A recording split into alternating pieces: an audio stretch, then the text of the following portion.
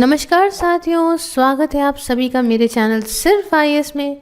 मैं प्रसन्न वर्मा आज आपके सामने प्रस्तुत करने जा रही हूँ विजन आईएएस की मंथली मैगजीन जो कि अक्टूबर मंथ की है।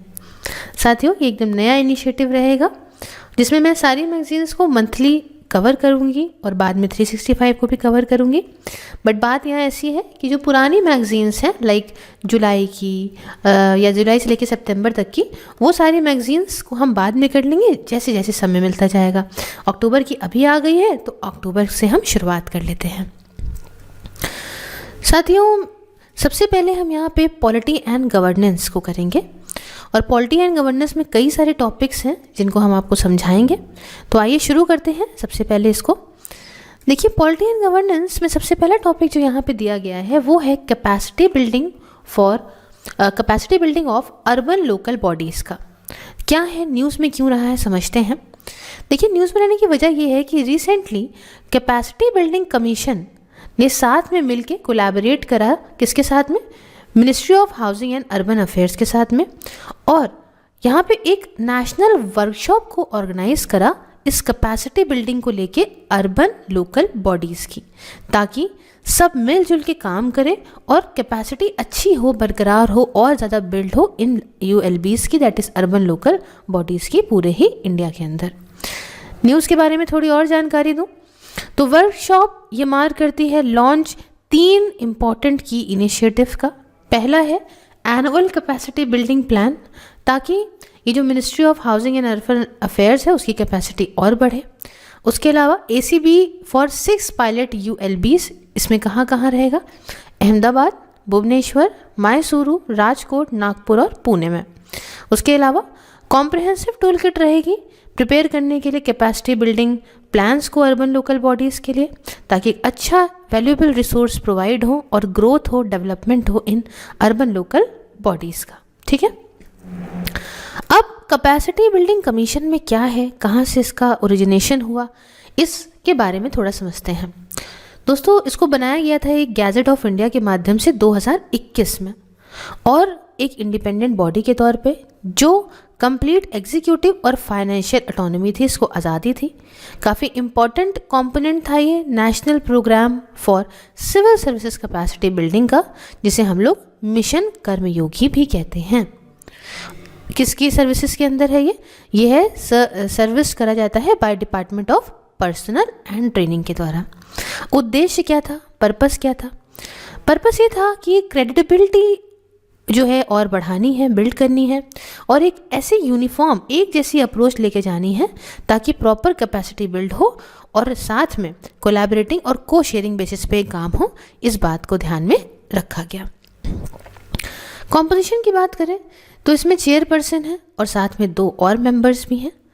टर्म्स एंड कंडीशन जो चेयरपर्सन की सर्विस की है, मतलब कितने टाइम में रहेंगे, कैसे रहेंगे, क्या होगा, और मेंबर्स कैसे रहेंगे, क्या होगा, ये टाइम टू टाइम बदलता रहता है, नोटिफाइड करा जाता रहता है। सेक्रेटेरिएट कहाँ है? इसे हेड करा जाता है सेक्रेटरी के द्वारा in grade of joint secretary to the government of India, और जो भी रिक्वायर्ड स्टाफ होता है, जो भी मतलब टाइम टू टाइम अपने आप से अप्रूव करा जाता रहता है, उस हिसाब से जो है यहाँ पे काम चलता है। फंक्शंस की बात करें तो डिपार्टमेंट्स अलग अलग जो सरकार के हैं उनके साथ मिलके काम करती है, ठीक है, ताकि एक बढ़िया हो हारमोनियस डिसिलॉइड अप्रोच ले सके, ठीक है ना, मिलजुल के भाईचारे के साथ काम हो, कैपेसिटी अच्छी इम्प्रूव हो और एक शेयर्ड रिसोर्स यहाँ पे हम बिल्ड कर पाए। एनुअल मतलब हर सालाना HR रिपोर्ट बनाई जाती है on health of civil services along with target achievement, है ये जो टारगेट है उसे भी अचीव करना है, उसको साथ पूरी रिपोर्ट भी बनाई जाती है। तो ये सारी चीज़ें इसके अंदर की जाती हैं। इसके अलावा यहाँ पे ऑडिट होता है, ऑडिट ऑफ ह्यूमन रिसोर्सेज जो कि अवेलेबल है सरकार के पास में, अंडरटेक करती है audit of human resources available in the government. जो भी व्यक्ति अवेलेबल है सरकार में, प्रॉपर वहाँ पे ऑडिटिंग होती है। आइए थोड़ा सा जिसकी कैपेसिटी बिल्ड कर रहे हैं उसके बारे में तो जान लें, तो अर्बन लोकल बॉडीज़ को समझते हैं। अर्बन लोकल बॉडीज़ क्या होती हैं साथियों? ये एक स्मॉल लोकल बॉडीज़ हैं जो एडमिनिस्टर करती हैं या गवर्न करती हैं सिटी को या किसी टाउन को एक स्पेसिफाइड पॉपुलेशन के, ठीक है, एक पर्टिकुलर जगह पे मान लीजिए यहाँ कुछ लोग रह रहे हैं और इनको ही इनका ध्यान रखना है, इनके एडमिनिस्ट्रेशन का, इनकी गवर्नेंस का, एक पर्टिकुलर सिटी या टाउन के अंदर जो ध्यान रखती हैं छोटे सी जगह में, तो ये छोटी लोकल बॉडीज़ हैं। अब अर्बन गवर्नेंस मतलब लोकल गवर्नमेंट, ये पार्ट किसका है? 3 लिस्टें हैं ना, एक है यूनियन लिस्ट, एक है स्टेट लिस्ट, एक है कॉन्करेंट लिस्ट। तो उसमें जो स्टेट लिस्ट है उसका ये पार्ट है और एंट्री नंबर 5 में इसका नाम आता है कॉन्स्टिट्यूशन के अंदर। इसलिए जो एडमिनिस्ट्रेटिव फ्रेमवर्क है और रेगुलेशन है अर्बन लोकल बॉडीज़ का, वो इस तरीके से है, अलग अलग होता रहता है, अलग अलग स्टेट में अलग अलग आप चीज़ें इसमें पाओगे। कॉन्स्टिट्यूशन में 74th अमेंडमेंट एक्ट आया था 1992 में। इसमें फॉर्मली रिकॉग्नाइज हुआ था urban local government as a 3rd tier of government के तौर पे डाला गया। और इस एक्ट के माध्यम से 3 तरह की अर्बन लोकल बॉडीज़ को डाला गया। एक थी नगर पंचायत जो ट्रांजिशनल एरिया के थी, एक थी म्यूनिसिपल काउंसिल जो कि छोटे एक स्मॉलर अर्बन एरिया के लिए थी, और तीसरी म्यूनिसिपल कॉरपोरेशन जो कि एक लार्जर अर्बन एरिया के लिए बनाई गई। इसने राज्य की सरकारों को ये पावर दी कि आप अलग अलग फंक्शंस, अथॉरिटी और पावर दे सकते हैं रेवेन्यू को कलेक्ट करने के लिए इन सारी बॉडीज़ से, और पीरियोडिक इलेक्शन भी कराए जाएंगे इसके अंदर, और ये बात कंपलसरी होगी। फंक्शंस की बात करें तो इसके अंदर अर्बन प्लानिंग में आपका टाउन प्लानिंग है, लैंड यूज़ का रेगुलेशन है, कंस्ट्रक्शन है बिल्डिंग का, रोड का, ब्रिजेस का, अर्बन पॉवर्टी एलिवेशन है कि जो बेचारे गरीब हैं अर्बन एरियाज़ में उनको कैसे हमें ऊपर उठाना है। तो ये सारी चीज़ें इसके अंदर आती हैं। अब देखिए, आपके दिमाग में एक चीज़ ज़रूर आई होगी कि क्या भाई क्या ज़रूरत आ गई इनकी कैपेसिटी बिल्ड करने की। देखिए, वजह ये है कि जो भी दिक्कतें हैं, इकोनॉमिक सोशल डेवलपमेंट होगा, है ना, नीचे से लेके ऊपर तक प्रॉपर प्लानिंग से हो तो इन सबसे प्रॉपर अच्छे से डील कर सकेंगे। इंडिया का अर्बन सेंटर्स माना जाता है यही इंजन है हमारी भारत की ग्रोथ के, और ये नियरली 2/3 कंट्री की इकोनॉमिक ग्रोथ में सहयोग करते हैं, तो बहुत ज़रूरी है। इंडिया की अर्बन पॉपुलेशन माना जा रहा है कि डबल हो जाएगी, 460 मिलियन 2018 में थी, 2050 में डबल 876 मिलियन हो जाएगी। बहुत ज़रूरी है भाई इतनी पॉपुलेशन को संभालना, और एक अच्छा इम्प्लीमेंटेशन अगर आपको स्कीम का करना है, चाहे वो स्मार्ट सिटी मिशन हो, अमृत मिशन वगैरह हो, इसके लिए इनको बिल्ड करना बहुत ज़रूरी है। और आखिरी में प्लानिंग प्रोसेस को अच्छे से लेके चलना है, और इंस्टीट्यूशनल रोल को प्रॉपर जो है उनके लिमिट सेट करके काम करना है। रिलेशनशिप अर्बन लोकल बॉडीज़ का हो अच्छा, मीनिंगफुली अच्छे से लोकल और रीजनल प्लान के हिसाब से काम हो, तो इसकी कैपेसिटी बिल्ड करना ज़रूरी है। तो अब बात ये उठती है कि भाई कैपेसिटी बिल्ड करने के लिए किन कदमों को उठाया गया, क्या मेजर्स लिए गए। तो सबसे पहले तो एक कैपेसिटी बिल्डिंग स्कीम जो इस अर्बन लोकल बॉडीज़ के लिए है, ये लाई गई। एम ये था कि हम अर्बन लोकल गवर्नमेंट्स को और मजबूत बनाएंगे कैपेसिटी बिल्ड करके, बेटर गवर्नेंस के लिए, फाइनेंशियल मैनेजमेंट के लिए, जैसे कि दिखा गया था 11th 5-year प्लान में। World bank assisted capacity building for urban development project, ये प्रोजेक्ट का ऑब्जेक्टिव था कि हम कैपेसिटी जो कुछ सेलेक्टेड आपकी अर्बन लोकल बॉडीज़ की उसको जो है बिल्ड करेंगे, जो कि सेंटर्स हैं इकोनॉमिक ग्रोथ के, स्किल्स और मजबूत बनाएंगे ताकि एक अच्छा अर्बन मैनेजमेंट हो और अर्बन पॉवर्टी कम हो सके। इसके साथ नेशनल अर्बन डिजिटल मिशन जिसे 2021 में महुआ के द्वारा लॉन्च किया गया था, इसका फोकस है सिटीजन सेंट्रिक डिजिटल रेवोल्यूशन को लेके अर्बन लोकल बॉडीज़ में इंडिया में। एम ये है कि हम एक शेयर्ड डिजिटल इंफ्रास्ट्रक्चर बनाएंगे, है ना, जो 3 पिलर्स पे आधारित होगा, पीपल, प्रोसेस और प्लेटफॉर्म, ताकि ये प्रोवाइड करेगा एक फ्रेमवर्क डिजिटल गवर्नेंस का देश के अंदर। साथ में national institute of urban affairs, इसको अपॉइंट करा गया है इस मिशन को ध्यान रखने के लिए, एंकर करने के लिए। इस्टेब्लिश हुआ 1976 में। ये जो national institute of urban affair है, ये प्रीमियर इंस्टीट्यूट है रिसर्च, ट्रेनिंग और इन्फॉर्मेशन को प्रदान दूसरों तक करने के लिए अर्बन डेवलपमेंट और मैनेजमेंट में। उसके अलावा Jawaharlal Nehru national urban renewal mission, इसका फोकस ये है कि हम अर्बन इंफ्रास्ट्रक्चर की एफिशिएंसी को बढ़ाएं, सर्विस डिलीवरी मैकेनिज्म को और अच्छा करें, कम्युनिटी पार्टिसिपेशन करें और इन बॉडीज़ का अकाउंटेबिलिटी तय करें ताकि जो जनता के प्रति इनका कर्तव्य है वो अच्छे से निभाएं।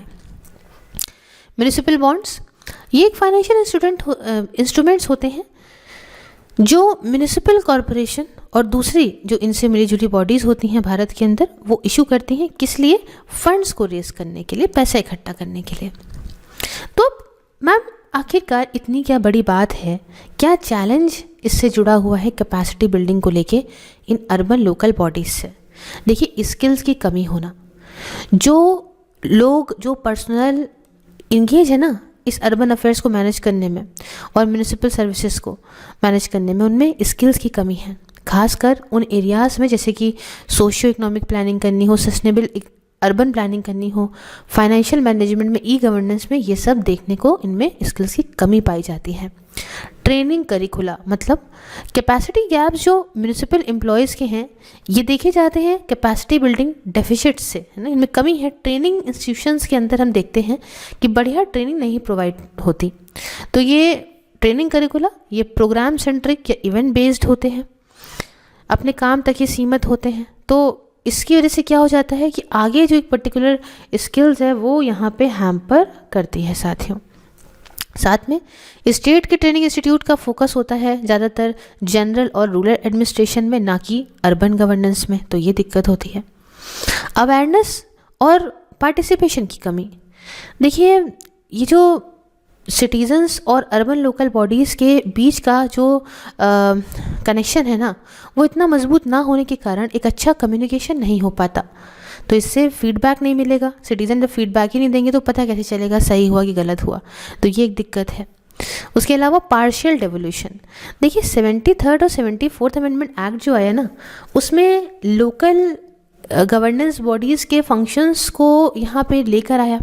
हालांकि देखा जाए तो यहाँ पे फाइनेंशियल अथॉरिटी सही से नहीं दी गई इन कहाँ पे लोकल अथॉरिटीज़ में। तो इनके पास क्या हुआ कि इसके वजह से जो है वो ज़्यादा रिस्पॉन्सिबिलिटी तो इन पे आई ना, जिम्मेदारियाँ तो आई, लेकिन पैसा नहीं आया, तो कैसे काम होता। अब तीसरी बात करें, फॉर एग्जांपल जैसे मान लीजिए कि जो बिहार के अर्बन लोकल बॉडीज़ हैं वो बड़ी ज़्यादा पैसे में कमज़ोर हैं। क्यों? क्योंकि फंड्स बड़ी देर में मिलते हैं, इनएडिक्वेट डेवोल्यूशन होता है फंड्स का, जितने चाहिए उतना पैसा नहीं मिलता, डिले हो जाता है रिवीजन में टैक्स रेट्स के और असेसमेंट लैंड होल्डिंग्स का। तो ये सारी समस्याएं जो हैं वो देखने को मिलती हैं। ठीक है, आइए अब आगे क्या समझने की हमें ज़रूरत है, ये कि भैया ट्रेनिंग कराओ, अच्छी ट्रेनिंग दो, बढ़िया सब मिलजुल के करें, ठीक है। Private, academic, non government training मिले इन्हें, प्रॉपर रिसर्च ऑर्गेनाइजेशन, बढ़िया सारा गैप भरो और जो कमी है, शॉर्टेज है कैपेसिटी बिल्डिंग इंस्टीट्यूशन की, उसे पूरा करो। दूसरा, प्रोफेशनलिज्म, मतलब एक कैडर सिस्टम बनाओ और एक अच्छी ट्रेनिंग दो जिससे स्ट्रॉन्ग और इफेक्टिव वर्कफोर्स तैयार हो इन म्यूनिसिपल डिपार्टमेंट्स में, जैसे कि इंजीनियरिंग डिसिप्लिन्स। साथ में लिटरल ट्रेनिंग प्रोफेशनल की हो जिसमें एक स्पेशल तरह की स्किल्स प्रदान की जाए, और इससे क्या होगा, बढ़िया जो है ये कैडर और मजबूत होंगे, खासकर लार्जर अर्बन लोकल बॉडीज़ में, ताकि अच्छी म्यूनिसिपल प्रोफेशनलिज्म देखा जा सके। अवेयरनेस जनरेशन, कदम ऐसे उठाइए जिससे जो सिटीजन्स हैं, है ना, वो आगे आए, पार्टिसिपेट करें और अवेयरनेस जनरेट हो जनता के बीच में। तो कैसे होगी, आप कैंपेन करिए, एकेडमिक इंस्टीट्यूशन के साथ इंगेज करिए, एनजीओज इनसे इंगेज करें और चीज़ें। और साथ में फिजिकल डिसेंट्रलाइजेशन, देखो फिजिकल डिसेंट्रलाइजेशन जो कॉन्सेप्ट है ना, फाइनेंशियल डिसेंट्रलाइजेशन का बहुत ज़रूरी है। कोई भी काम करने के लिए, एक अच्छी फंक्शनिंग के लिए पैसा होना बहुत ज़रूरी है। तो आज़ादी दीजिए कि वो भी खर्चा कर सके और इनको अच्छे रिसोर्सेज प्रदान किए जाएं। तो इससे जो लोकल इंस्टीट्यूशन है वो उनको फ़ंड मिलेगा, तो फंड से ट्रेनिंग कराएंगे, डेवलपमेंट टास्क करेंगे अच्छे तरीके से। और आखिरी में कन्वर्जेंस, देखिए आपको क्या करना है, जो लोकल बॉडीज़ के जो हैं उनको प्रॉपर इंस्टीट्यूशनलाइज करना है, ताकि आपस में सब मिलजुल के लोकल गवर्नेंस बॉडीज़ के साथ काम करें और ज़्यादा जो है इनकी एनर्जी, सक्सेस सब बढ़े। तो इससे क्या होगा, इनडायरेक्टली सही, लेकिन institutional as well as human resource capacity इनकी बढ़िया बढ़ जाएगी। अब देखिए स्किल्स क्या होनी चाहिए अर्बन प्लानर्स के अंदर, तो यहाँ पे आप देखिए एक क्वांटिटेटिव और क्वालिटेटिव रिसर्च हो, प्रोजेक्ट स्ट्रक्चरिंग अच्छी हो, स्ट्रैटेजिक प्लानिंग हो, अब सब मिलजुल के अपने जो है वो अच्छे से जो है काम करें। इसके बाद सर्वेइंग एंड मैपिंग हो, क्रिटिकल थिंकिंग हो, फाइनेंशियल मॉडलिंग हो, लीडरशिप और टीम मैनेजमेंट होना चाहिए, पॉलिसी डेवलपमेंट हो, डॉक्यूमेंटेशन और आपका जो है विजुअल प्रेजेंटेशन हो। तो आप देख सकते हैं ना, टेक्निकल स्किल्स हैं ये सब, ये मैनेजरियल स्किल्स हैं। तो प्रॉब्लम सॉल्विंग एबिलिटी हो, अगर मल्टी सेक्टोरल इश्यूज़ हैं तो मल्टी डिसिप्लिनरी अवेयरनेस हो। इसके साथ GIS, remote sensing, project evaluation and monitoring, उसके अलावा रेगुलेटरी और लीगल फ्रेमवर्क और कम्युनिकेशन एंड परसुएशन। तो ये सारी चीज़ें देखने को मिलती हैं और बहुत ही शॉर्ट ईजी टर्म्स हैं, इसलिए मैं इनको बहुत ज़्यादा एक्सप्लेन नहीं कर रही हूँ। नेक्स्ट टॉपिक हमारा जो इसके अंदर है वो है क्रिमिनलाइजेशन ऑफ पॉलिटिक्स। दोस्तों ये एक बहुत इंपॉर्टेंट टॉपिक है, फिलहाल क्यों न्यूज़ में है समझिए। रिसेंटली क्या हुआ कि एक रिपोर्ट रिलीज़ हुई। रिपोर्ट का टाइटल था साथियों, analysis of sitting MPs from Lok Sabha and Rajya Sabha of India 2023 की रिपोर्ट को ये जो है निकाला गया है, रिलीज़ करा गया है न्यूज़ में। और ये इसलिए रहा क्योंकि इसको रिलीज़ करा एसोसिएशन फॉर डेमोक्रेटिक रिफॉर्म्स के द्वारा और नेशनल इलेक्शन वॉच के द्वारा। इस रिपोर्ट में क्या निकला ये समझते हैं। दो चीज़ें ये ध्यान रखिएगा, ADR और NEW की फाइंडिंग्स क्या है कि जो MPs अभी हैं, है ना, जो मेंबर ऑफ पार्लियामेंट्स हैं, उनके साथ क्रिमिनल केसेस जो जुड़े हैं वो 40% अभी के सिटिंग MPs वो क्रिमिनल केसेस में हैं अगेंस्ट देमसेल्फ। उनके अगेंस्ट अभी 40% अभी के MPs हैं जिनके अगेंस्ट क्रिमिनल केसेस हैं।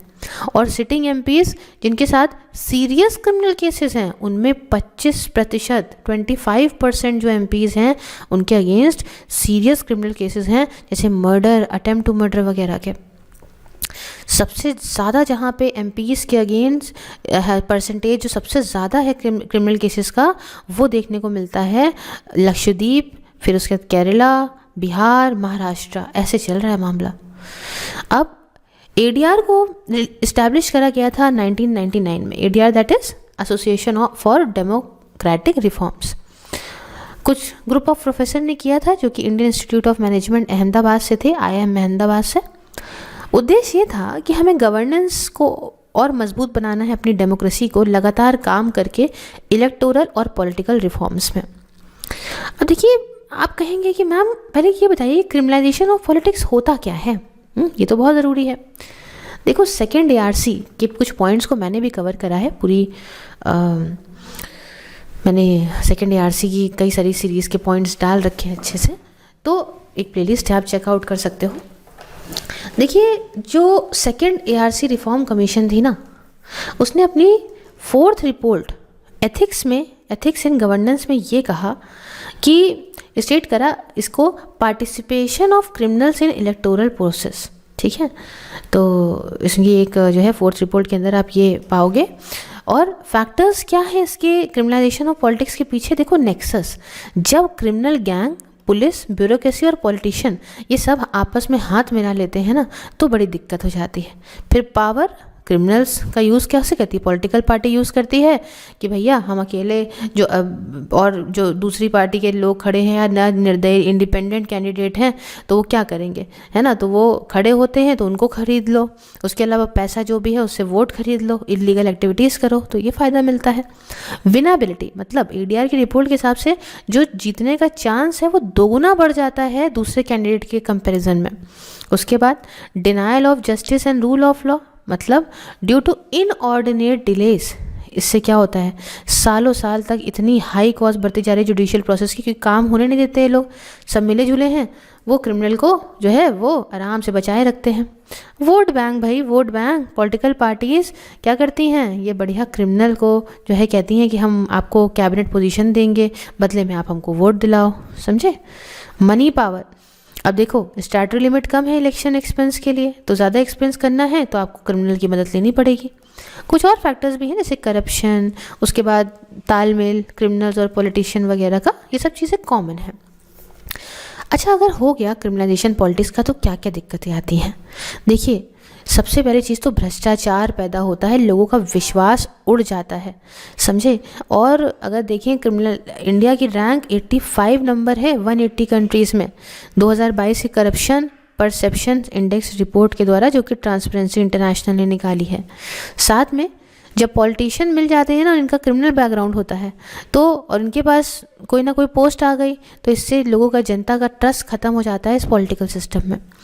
पॉलिटिकल पार्टीज़ के अंदर अगर क्रिमिनलाइजेशन होता है तो ये इसलिए क्योंकि क्रिमिनल एलिमेंट्स को कंट्रोल मिल जाता है पॉलिटिकल पार्टीज़ का, और ये अपने फ़ायदे के लिए यूज़ करते हैं, तो इनर पार्टी डेमोक्रेसी बुरी तरह से इम्पैक्ट करती है। उसके बाद जो इन्वेस्टिगेशन है, प्रोसिक्यूशन एजेंसीज़ हैं, इन सब के काम में भी बीच में कोई ना कोई रुकावट बनते हैं, क्योंकि क्रिमिनल पॉलिटिशियन मिल गए तो ये सब इन एजेंसीज़ पे प्रेशर बनाएंगे।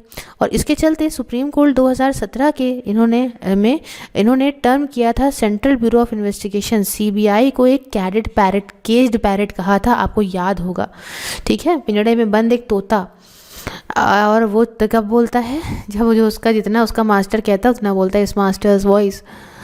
अच्छा, डिक्लाइन इन कन्विक्शन रेट, देखिए SC एमिकस क्यूरी रिपोर्ट के हिसाब से 2022 की 5097 केसेस अभी भी पेंडिंग हैं लॉ मेकर्स के अगेंस्ट पूरे देश में। और इससे क्या होता है ना, फ्री और फेयर इलेक्शन भी नहीं हो पाते। पैसा है, मसल पावर है, क्रिमिनल्स होने नहीं देते हैं सही से सही एक फ्री और फेयर इलेक्शन। और सेंटर फॉर मीडिया स्टडीज़ ने रिपोर्ट किया करीब $8 बिलियन को खर्चा किया गया था 2019 के लोकसभा जनरल इलेक्शन में, तो सोच लीजिए। तो इतनी बड़ी बात है, आवाज़ भी उठ रही है, तो भाई साहब क्या कुछ कदम उठाए गए हैं क्या इसको डीक्रिमिनलाइज करने के लिए, देखने के लिए या चेक करने के लिए क्रिमिनलाइजेशन ऑफ पॉलिटिक्स को? बिल्कुल। अगर लेजिस्लेटिव बात करें तो मेजर्स में सेक्शन नंबर 8 पार्ट 3 जो रिप्रेजेंटेशन ऑफ पीपल एक्ट 1951 का है, वो ये कहता है कि अगर कोई भी लॉ मेकर उसे कम से कम 2 साल की जेल हुई है तो वो डिसक्वालीफाई रहना चाहिए for 6 years upon their release, ठीक है। मतलब जब उसे वो छूटा उसके बाद 6 साल तक वो कोई ये इलेक्शन ना लड़ पाए।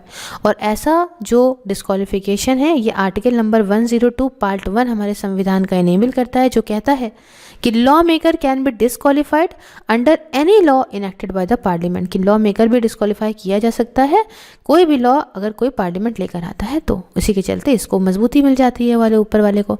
सेम तरह का एक प्रोविजन रहता है स्टेट्स के लिए भी, जो कि आर्टिकल नंबर 191(1) कहता है, ठीक है। तो ये तो हो गया, हमने लॉ में देखा क्या है।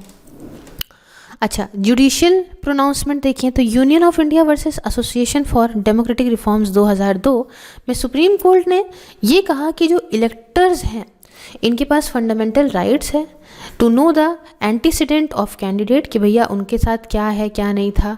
और ये कहता है कि राइट टू बी इन्फॉर्म एक राइट होना चाहिए जो फ्रीडम ऑफ स्पीच और एक्सप्रेशन के लिए हो, कि भैया उनके बैकग्राउंड क्या है, क्या करके आए हैं, कैसे हैं।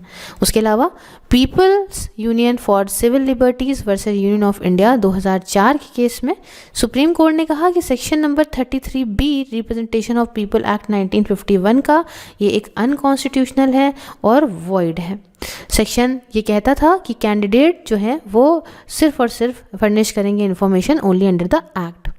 उसके अलावा lily Thomas versus Union of India case 2013 का, उसमें सुप्रीम कोर्ट ने कहा कि section 8 part 4 representation of People Act 1951 का ये अनकॉन्स्टिट्यूशनल है, ठीक है, जिसके बारे में अभी आपको जो है, हाँ हमने जो है बताया, एक सेकेंड, नहीं मतलब अभी नहीं बताया, मतलब ये फारफोर्ड। अभी कहता क्या है समझ लीजिए, कि ये कहता था कि सेक्शन 8 पार्ट 4 जो रिप्रेजेंटेशन एक्ट का बोलता था, रिप्रेजेंटेटिव पीपल एक्ट का बोलता था, ये पहले अलाउ करता था कि ऐसे जो कन्विक्टेड MPs हैं, MLAs हैं, MLCs हैं, वो अपनी पोस्ट को कंटिन्यू कर सकते हैं। जिन पे इल्ज़ाम है, जो है जुर्माना है, तब भी वो कर सकते हैं, ठीक है, provided they appealed against their conviction sentence in higher court. वो क्या कर सकते हैं कि अपना पोस्ट जो है बरकरार रखें और उसके साथ हायर कोर्ट में चले जाएं, अपील कर दें 3 महीने के अंदर। कितने 3 महीने की, ट्रायल कोर्ट ने, जैसे मान लीजिए कि हाई कोर्ट ने या डिस्ट्रिक्ट कोर्ट ने किसी ने भी डिसीजन दिया तो उसके 3 महीने के अंदर ये उसके ऊपर कोर्ट पर जा सकते हैं और पोस्ट भी अपनी कंटिन्यू कर सकते हैं। तो इस चीज़ को रिपील कर दिया गया, ख़त्म कर दिया गया। उसके बाद public interest foundation versus Union of India 2018 का जो रहा, उसमें सुप्रीम कोर्ट ने ऑर्डर करा पॉलिटिकल पार्टीज़ को कि अपने क्रिमिनल रिकॉर्ड्स को सामने पब्लिश करिए, अपने कैंडिडेट के, अपनी वेबसाइट पे, सोशल मीडिया हैंडल्स पे और न्यूज़पेपर पे भी। और लास्ट में राम बाबू सिंह ठाकुर वर्सेस सुनील अरोड़ा 2020 का जो केस है, उसमें सुप्रीम कोर्ट ने फिर से कहा, कोर्ट के डिसीजन को 2018 के डायरेक्शन में लेके गई और इलेक्शन कमीशन को ये कहा कि आप सुप्रीम कोर्ट को रिपोर्ट करिए अगर कोई पॉलिटिकल पार्टी हमारी दी गई जो भी चीज़ें बताई गई हैं उनके हिसाब से नहीं चलती है। तो इलेक्टोरल रिफॉर्म्स के लिए अलग अलग कमीशन या कमेटीज़ को बनाया गया है। 2 तरह की हैं, आपको बताते हैं। एक रही NN वोहरा कमेटी रिपोर्ट, 1993 में आई थी। दोस्तों, ये क्रिमिनलाइजेशन ऑफ पॉलिटिक्स को लेके थी, जो कहती थी कि जो तालमेल है, हाथ मिला के जो क्रिमिनल गैंग्स, पुलिस, ब्यूरोक्रेसी और पॉलिटिशियन रखते हैं, ये साफ साफ निकल के आने लगा है देश के कई सारे हिस्सों से। कुछ और भी कमीशंस आई, जैसे कि National commission to review the working of Constitution 2001 की, सेकेंड एडमिनिस्ट्रेटिव रिफॉर्म कमीशन 2008 में, और वगैरह वगैरह। तो करना क्या चाहिए? हाँ, इतनी बड़ी कहानी बता दी, क्या करें? वे फॉरवर्ड पे आते हैं साथियों। लाइफ टाइम बैन उनको पोल से, अगर मान लीजिए कुछ भी उनके खिलाफ कुछ भी हुआ है ना, कन्विक्ट हैं वो, तो लाइफ टाइम बैन हो जाए पोलिंग से इनको। इलेक्शन कमीशन ऑफ इंडिया ने भी मेंशन करा अपने इलेक्टोरल रिफॉर्म प्रपोजल में, जिसे 2004 और 2016 में पब्लिश करा था इस बात को।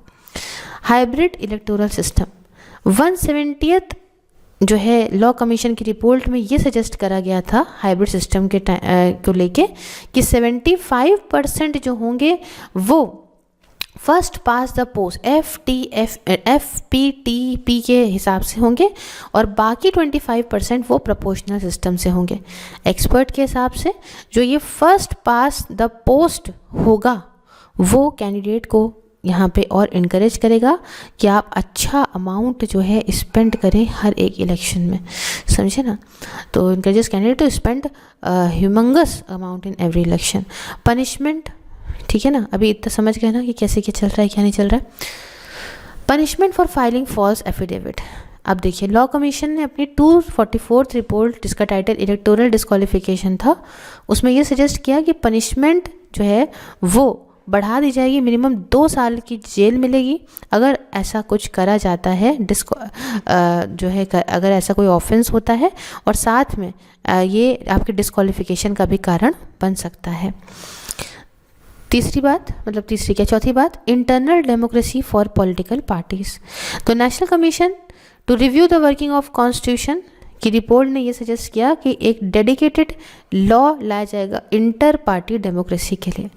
साथ में amending the representation of People act 1950, वो किस लिए संशोधन किया जाएगा इस एक्ट के अंदर, ताकि ऐसे लोगों को हटा सकें, डिबार कर सकें कि वो इलेक्शन नहीं लड़ सकते हैं जिनके अगेंस्ट कोई ऐसा नेचर क्राइम जो है वो पेंडिंग है। कुछ और रिफॉर्म्स भी, जैसे कि right to recall, state funding of election, fast tracking judicial process वगैरह, ताकि इलेक्शन इकोसिस्टम को और ज़्यादा मजबूत बनाया जा सके। साथ ही उससे रिलेटेड कुछ न्यूज़ की बात कर लेते हैं। तो Association for Democratic Reforms and National Election Watch ने भी रिलीज़ करी एक report, analysis of sitting MP या MLAs with declared cases related to hate speech.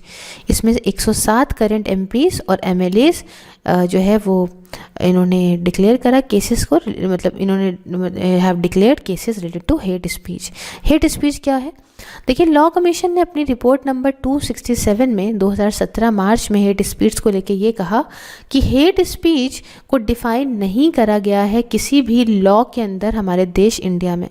हालांकि लीगल प्रोविज़न कुछ लेजिस्लेशन में, जैसे कि सेक्शन 153A, 153B, 295A जो IPC के हैं, वो रोक लगाते हैं, प्रोहिबिट करते हैं कुछ सेलेक्ट फॉर्म्स को स्पीच के एक एक्सेप्शन के तौर पे to the freedom of speech.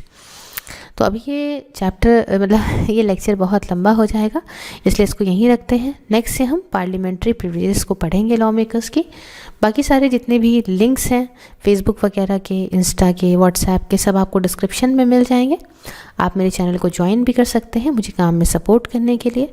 I hope आपका अच्छा लगा। अगर हाँ तो लाइक, शेयर, सब्सक्राइब ज़रूर करिएगा।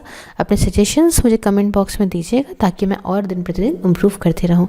Thank you so much for watching. मिलती हूँ नेक्स्ट वीडियो में। जय हिंद।